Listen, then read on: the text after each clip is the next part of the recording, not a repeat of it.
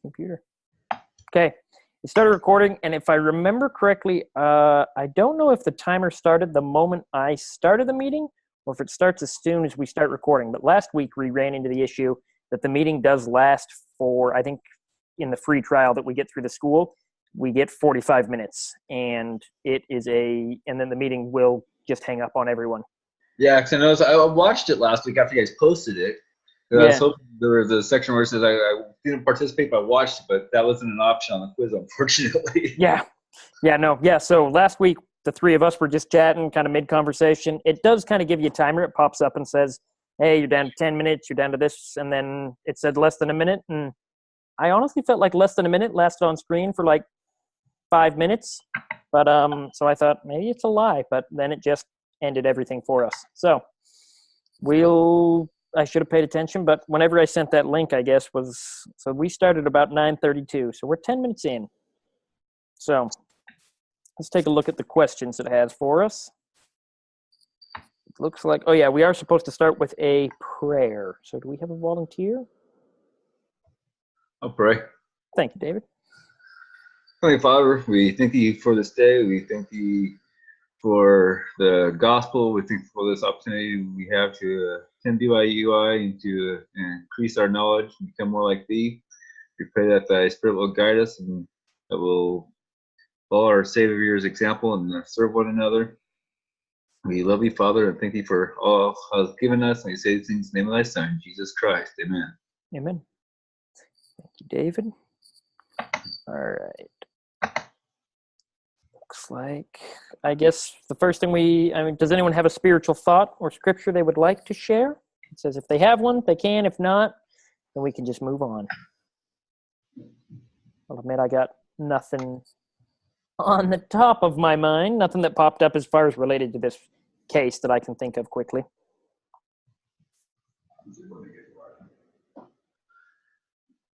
So if not, it looks like the first thing is to vote if Madden should go for the Babies R Us opportunity or not. What was your guys' thought on that? I thought yes. I thought yes too, but then after playing with the spreadsheet, not knowing what I was doing, I didn't know that rapid growth was a bad thing sometimes. That was news to me. If you turned the growth up, you started losing a lot of money really fast if you just adjusted the growth without adjusting the other two. So yeah. It wasn't an easy one, but I think, I thought, at least the way I understood it, I thought it was a good idea. Yeah, I thought high risk, high reward, and I think it was a good idea as well. That's kind of the way I felt too. I mean, if you're not, and it's kind of a first market mover sort of a situation too, where, if they allow another customer or another competitor to get to market first, then they may, end up losing a sizable portion of the potential market that they would consume had they been a first to market. Yeah, well, like I said, they can grow slowly for 2014 without 500,000, but the big kicker for me was looking at the end of 2016 where they would be versus slow growth. Yeah. So it sounds like we're all the same on that, which is good because it kind of says discuss as a group, pros and cons. I will say the one con I feel as far as going for it is if they fail, if it doesn't do great, or if they can't help the customers that buy through Babies R Us, I have a feeling they won't get a second chance to like, hey, don't worry, we fixed it all. Can we have that trial entrance? And I have a feeling Babies R Us will kind of be like, no, it was a disaster last time. We're not letting you go round two. I think they will need a round two, though, to make it to where they need to. Yeah. I mean, they'll definitely need that round. If they're going to do the fast growth, they'll need a round one. But if they can show the projected growth that they have, they should be able to get that next round of funding. Yeah, I think if they do good, then they'll have no problem getting the funding and Babies R Us saying, okay, let's go to all of our stores. But if they do poor, then I think Babies R Us will say, yeah, we're never letting Rest Company sell another item in our store as long as the company lives. Yeah. So as long as they do good and can provide to the customers, then I think it's a great opportunity. I'm trying to find. their revenues and everything from that other spreadsheet. So Yeah, one of the things that I noticed. Oh, sorry. Go ahead. No, go ahead. So one of the things that I noticed was that, going with the Babies R Us option, they have to carry about 3 months worth of inventory to, hedge against potential supply issues. Mm-hmm. And that's to service Babies R Us properly. And that actually, if you account for the growth of the sales month over month in the spreadsheet, that was one of the biggest driving factors, was just the amount of inventory that they have to carry at any given point to be able to satisfy their potential demand. Gotcha. So, I mean, it ties up a lot of capital when you have all this inventory. And, one of the things that they didn't really cover was, obsolete inventory. So if, they come up with Gen 2 and it ends up being, way better, and it says that they're in testing right now with the second generation product because of feedback they've gotten from the first, they might end up with 3 months worth of inventory that is, is just old stock, and they're going to have to sell it at, But they shouldn't, because they should be able to project their sales and growth, and by the time they got that next gen coming up, they can sell out the stock that they have on time, because it's going to take time for that new one to come out also. Because once they have the new stuff, it's going to take time for that new stuff to get up to speed and be able to produce enough of that inventory. That's true. They Did can you start. guys see the decision guide on what was it, 4B on the tab? 4BRUO. Here, I'm going to hit share screen and see if I can share mine. Yeah. Let's see if this works. I'm going to try it here.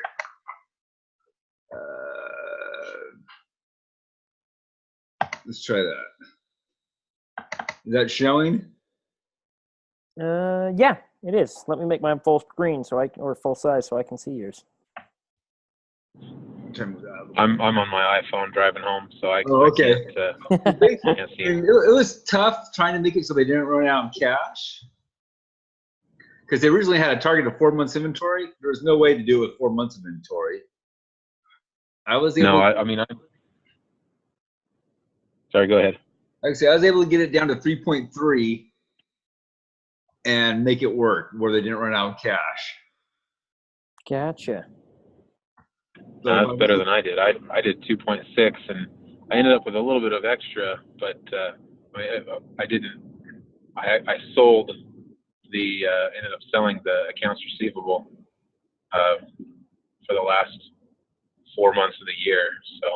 So one way I try to figure out, so each time you either sold your accounts receivable or didn't pay your accounts payable.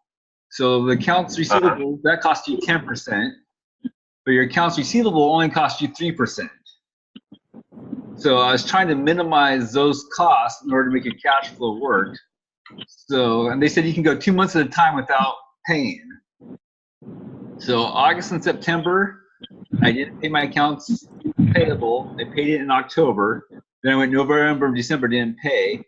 And I only ended up having to sell my accounts receivable in October and November. So I only had to do it for 2 months. So the less you sell your accounts receivable, the lower your costs are going to be because of the 10% versus 3%. Okay. So makes more sense. So I was working on it, and I also found if I did it sooner, it cost you more money in the long run. So I was able to further off. You can push the accounts receivable, basically to the side. I added up how much it was costing me and tried to minimize that without running out of cash. And I think I got 1 month I was down to 16,000, but the rest of the time I was able to make it work out with, with the 1.2 million that they're borrowing. I think that's what it was, 1.2 million. If I remember right. But yeah, I was able to make it work. And then the other thing I was looking at was the difference after 2016. The revenue was like 4.6 million in revenue. 2.9 million in EBITDA, but the shareholders' equity after 2016 was 6.3 million. Whereas without it, this is a lot lower. I mean, sales are only 1.3 million. They're starting to have cash flows and problems in 2015, 2016. So that was kind of the deciding factor for me. Was their net operating assets was only like 1.1 million versus 6 million. So if you look at that towards the value of the company, I mean, I went and looked and saw what they sold when we did the Dr. John's one, the spin brush. Mm-hmm. He ended up selling that company for $562 million. What the? And he was only doing a few million a year in sales. He wasn't doing nearly as much of this. So yeah, there's some cash flow problems, but I think they could show the growth and get through that year with the 1.2. They'll be able to get the second round of funding. And it just, like I said, the shareholders' equity in it is a lot higher. I mean, you have to give up some of the ownership, but I'd rather have 25% of 6 million than 50% of 1 million. Yeah, that's So that was kind of my conclusion on it. Now how do I get this back to big full screen?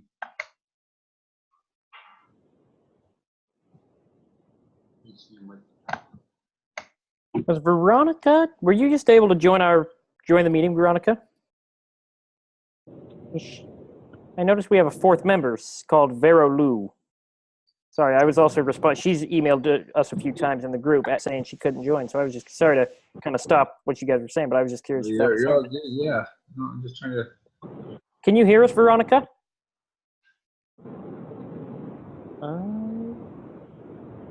That fourth square that fourth square wasn't left there when Robert left, was it? Do you see Vera Lou there? Oh, she's gone. Never mind. We talked about them and they ran off. Okay. All right. But yeah, sorry. We'll see if she responds. I was just talking to her on the email a little bit, seeing if we could help her out. But yeah, it looks like one of the other questions it kind of points us towards, it looks like what we just went over on the Excel part was a big part of it. Another part was, where'd that Excel go? It wanted us to discuss, it wants us to actually do parts on that spreadsheet. That was confusing part for me too, but I can bring that back up and reshare if you want. Yeah, if you could, I mean, that makes it a little bit easier to talk, kind of if we're just looking at the same one, I feel. At it. All right, so that was... No worries, Aaron. Thanks for willing to be jumping on while you were driving home. Hope everything went well at the hospital. It did. It was fantastic, actually. So is there a Zoom app that you can use on your phone? Yeah, I've got an iPhone and Zoom comes pre-bundled on the phone. Huh. That's I'll news to look me. at that on my phone. Yeah. Because I know some nights I'm driving home late too sometimes. Yeah, that's awesome. Yep. Let's see if I can make this work. Oh, let me go back to share. Pull that back up.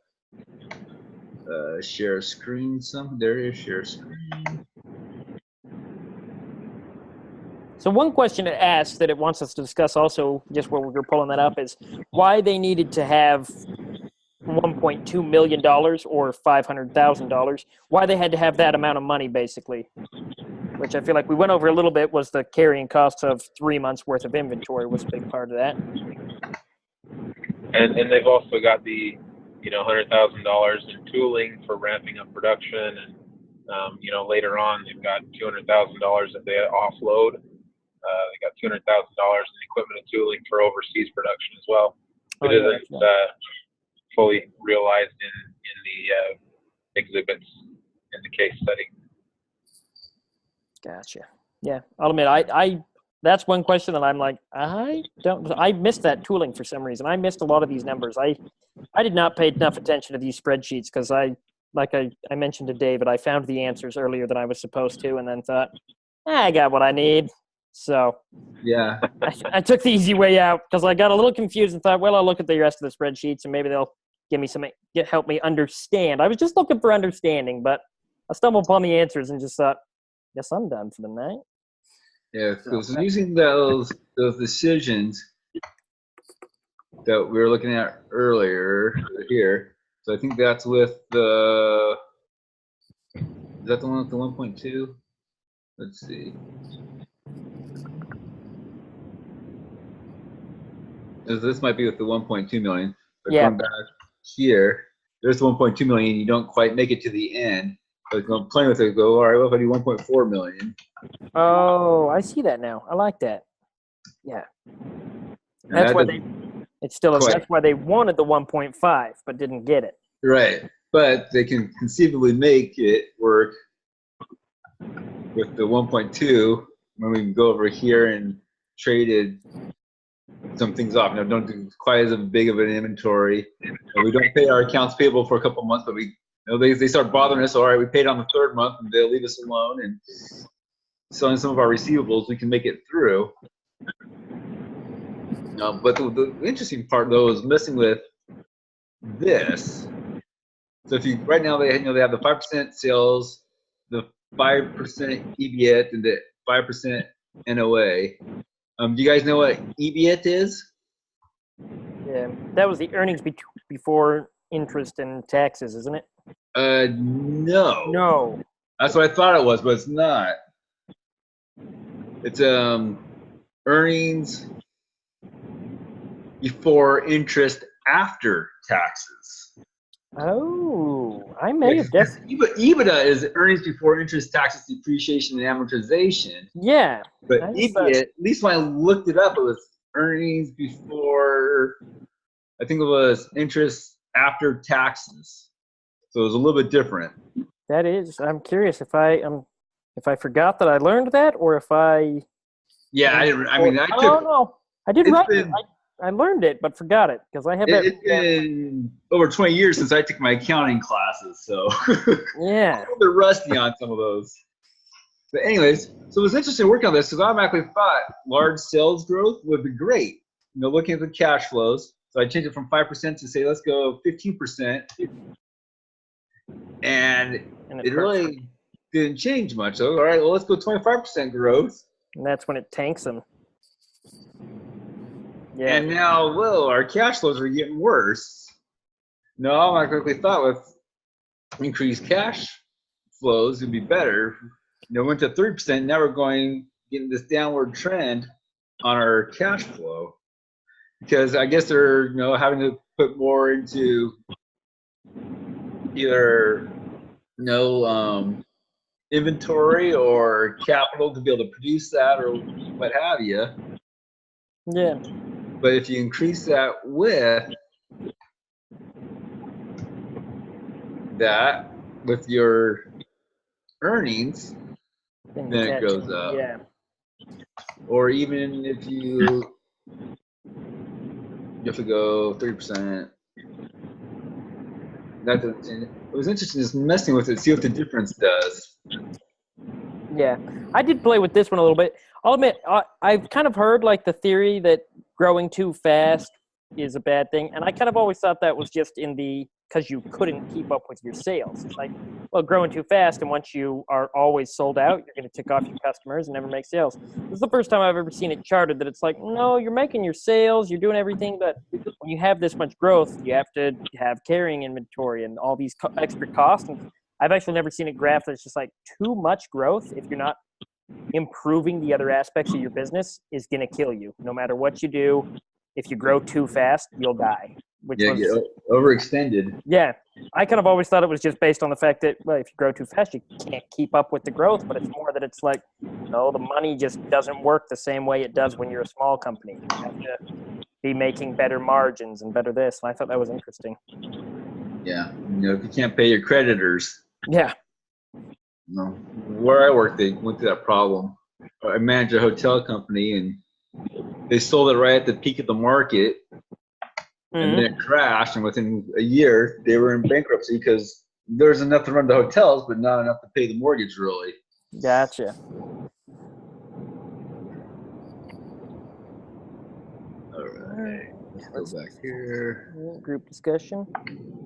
So, additional questions. Discuss your group. What strategies have we seen The flattener length and the flash. Oh, we actually kind of just were talking about that. What kind of changes the cash flow curve?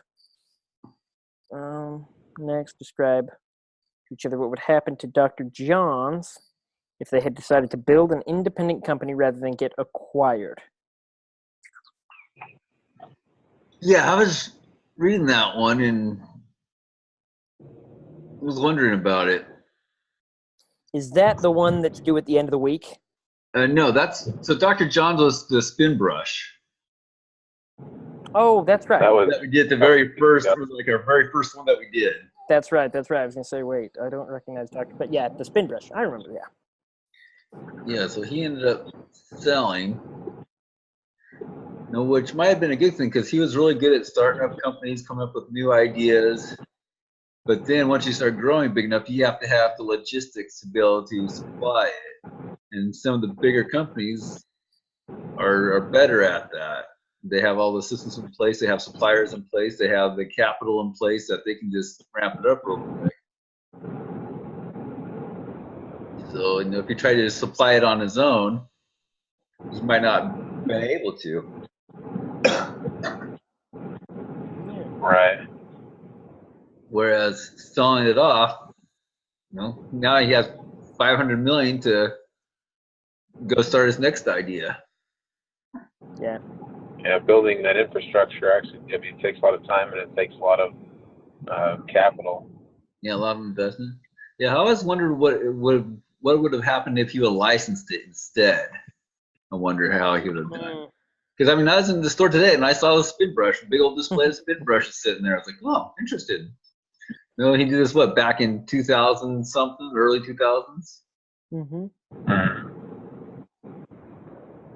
So, yeah, I think because what does it say? It says what would happen if you decided to build an independent rather than get acquired? Yeah, I do think licensing it would have been an interesting, because it seems like it was a good idea. Clearly, people wanted it and they thought it was worth $500 million. Yeah. So it makes you think. You have to be a pretty excited entrepreneur, though, I feel, to pass up on a $500 million option for a company that's making, your take home is easily less than $1 million a year, because that was their net, wasn't it, or was that their gross? Yeah, I don't remember. But yeah, they're selling 6,000 units a day. Oh. Yeah, so it's like 6,000 units a day at $6 a piece. And I think, so like typically when you value a company, like rule of thumb is like 4 times total revenue for the actual company. And I think that equated to be somewhere in the range of like $55 million. Yeah, that's what I came up with. So they essentially got 10 times more than the companies were. But then you're getting back to just based on rule of thumb, Yeah, because now you're looking at net present value. What is, that much in sales a year of times. Do you go 5 years? Do you go 10 years out? Do you go 15 years out? Yeah. That's where I want to learn more about. How do you value a company? You do times. Great, my sales are $5 million a year, but I'm spending $10 million a year. So now do you go to net income or? The other one I thought was interesting was the Dropbox review. He's like, yeah, I'd be willing to sell it for $1 million. Well, now Dropbox is getting ready to go public, and they're valued at $10 billion. Is that how much they're valued at? Yeah, I like looking after we read the cases to try to find out what they're doing now. So I went and checked out Dropbox, and yeah, they're getting ready to go public, and it was valued at $10 billion. Wow. Yeah, that's crazy. Yeah. So I did the same thing for Rest Devices, and they apparently didn't do very well. Obviously, Babies R Us filed for Chapter 11, and there's no more of them out there. Yeah. So they kind of lost. They may have gone for that opportunity, but that opportunity has since, gone away. They're selling their products through Amazon right now, and they're really their reviews are not very good. So yeah, apparently that second generation product never really solved the issues. Yeah, it looked like a smart and clever enough idea, but I'm feel like I have a lot of friends that are married and with young children. I don't have any myself, but it seemed like it in their little comparison chart that they had at the end of the case study. It showed like this is what ours offer and what the competition offers. And it's like, this other one that's priced $100 less than you has like 3 features that are the only real features I feel like I'd care for. And those are the 3 that you don't have. It's like, yeah, you can't talk back to your baby. That'll be version 2. And there was just a few that I thought, that sounds like the most important feature that I feel like a young parent would care if they could, the monitoring the baby, it's important. The making sure it's breathing is, I feel like, less important in developed countries. I mean, I know my parents didn't monitor my breathing when I was a baby, and at the same time, I don't know if I was monitoring my baby's breathing, what I would do if they stopped breathing. It's like, yeah, exactly. But I don't know. It just seemed like that was one of there's a few features talking back to the baby, doing this, doing that, and I thought, those are the most important ones, or those are the things you don't offer.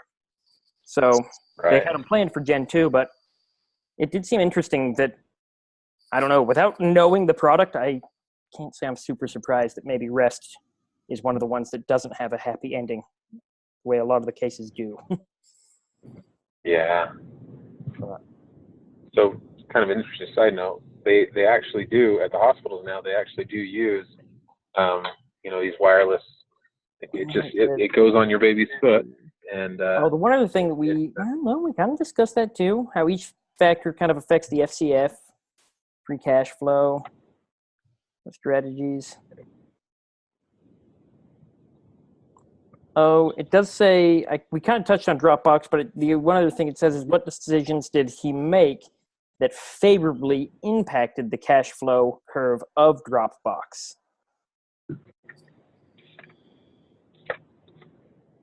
Well, I think one of the biggest things was that he simplified it, made it user-friendly, and integrated, or able to integrate on all platforms. So it was easily adopted by, most everybody. I also like how he offered a free version.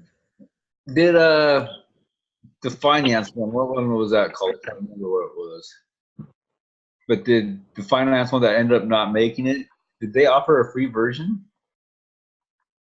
Oh, the social finance, basically the social networking and social network finance that we talked about. The horrid, the last week. A16Z. Is that what that one was? Yeah.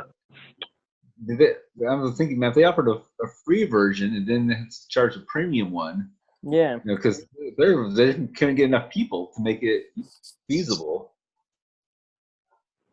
Yeah, we talked about that last week. I think they basically were. I can't remember. Did they completely die, or did they sell for a small amount and then were probably buried? Yeah, they sold off because they weren't getting enough traction, so they sold it off to like E-Trade or something like that. That's right. For pennies, basically. Yeah. E-Trade just kind of hid it in their bundle, like, it does something for us, I'm sure. But yeah, it's not like a really good back end, but they didn't have a real the front end, but no one was willing to pay for it.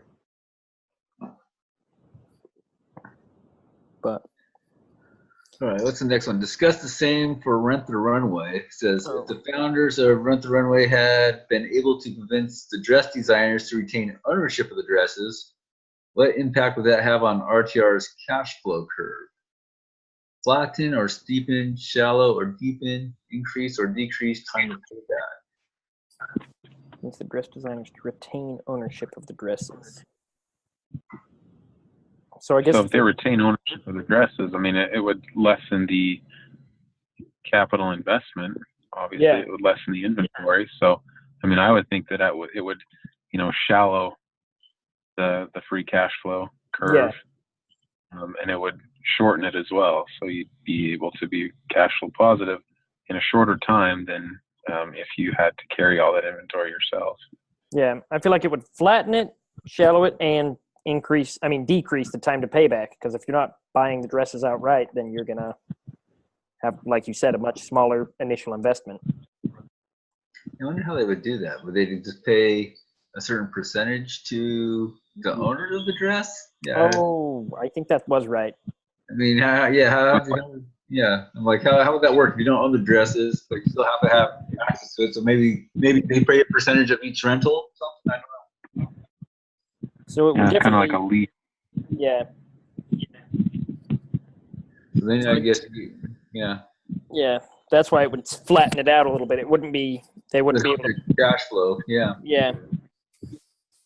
But yeah, overall, yeah, I think the free cash flow, I wish I understood it a little better, but what I remember from learning in previous classes and what this kind of added to it, it is an interesting thing to kind of look at and understand that, I mean, without free cash flow, without some money to do stuff, there's not a lot of options for the business to stay.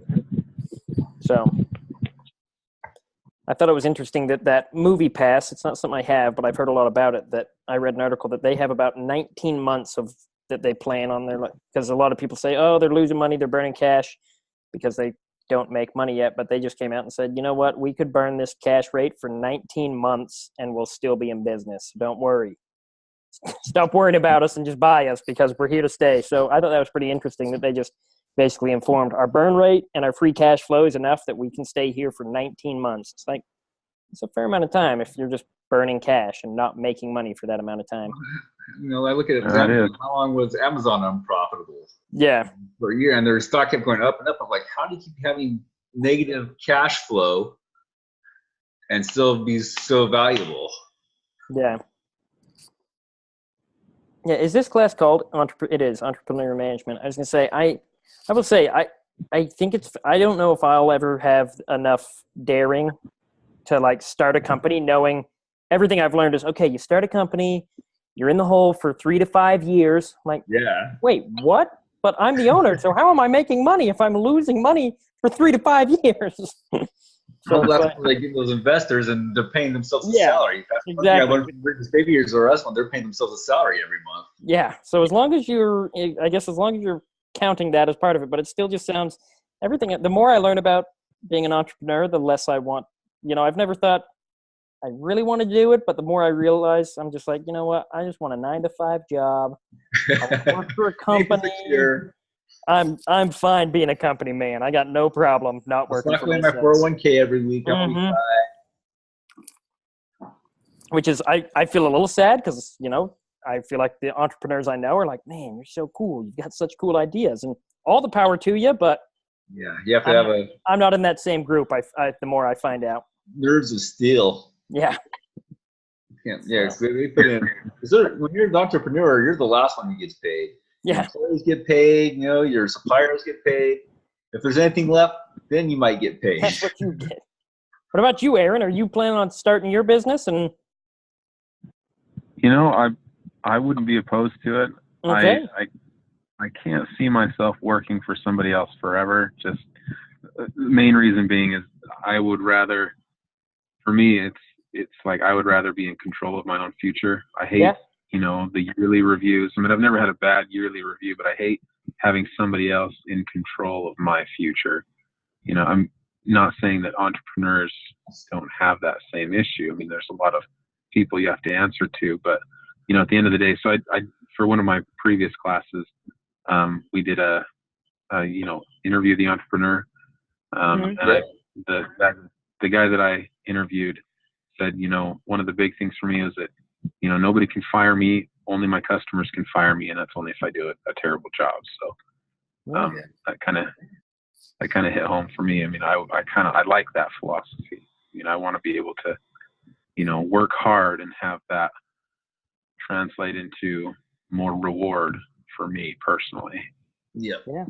I like to do something like that, but I'd be more of the slow, steady growth type. Yeah. I think I would do. I think I'd be bootstrapping. So, but yeah, I think that kind of, do we have any, it looks like that is the end of our questions that we're kind of supposed to go over. And I think Robert mentioned in the chat that he would like, that I think the plan is basically to just do the same. I think we can probably just use the same doc sheet that we've all been invited to, I would assume, and just add, we can either just start anew, Control-A and delete that, or just go underneath it, whichever one. One thing it says here says at the end of the meeting, take time to give a summary, your votes and final decisions and thoughts.